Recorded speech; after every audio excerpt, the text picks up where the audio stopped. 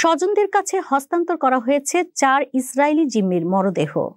বিস্তারিত থাকছে ডেস্ক রিপোর্টে। ইসরায়েলি 4 জিম্মির মরদেহ রেড ক্রসের কাছে হস্তান্তর করেছে ফিলিস্তিনি স্বাধীনতাকামী সংগঠন হামাস। তবে ইসরায়েলের দাবি, যুদ্ধবিরতি চুক্তির শর্ত অনুযায়ী সব মৃতদেহ ফেরত না দিয়ে হামাস প্রতিশ্রুতি ভঙ্গ করেছে।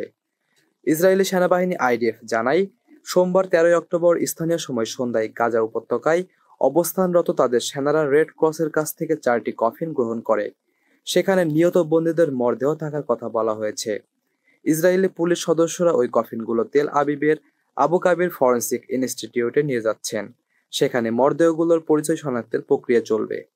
হামাসের পক্ষ থেকে জানানো হয়, যাদের মরদেহ হস্তান্তর করা হচ্ছে তারা হলেন গাই ইলুজ, ইয়োশি সরাবি, বিপিন যোশী ও ভ্যানিয়েল পেরেজ। তবে ইসরায়েলি কর্তৃপক্ষ অভিযোগ করেছে, হামাস অতীতে এমন করেছে যে বন্দীদের বদলে অন্য ব্যক্তির মরদেহ ফেরত দিয়েছে।